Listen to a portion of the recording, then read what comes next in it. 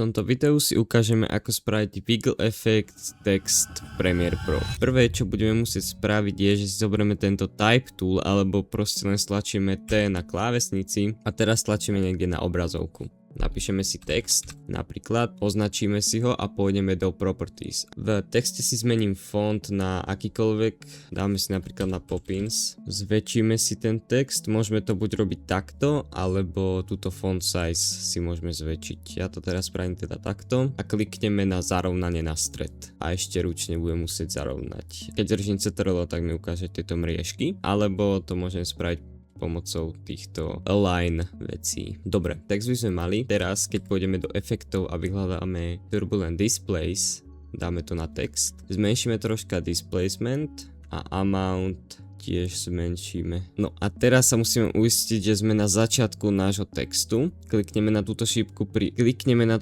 pri Evolution Options a klikneme na tieto stopky pri Random Seede. Posunieme sa na timeline kúsok ďalej a tento Random Seed troška zväčšíme. No a máme Wiggle Effect.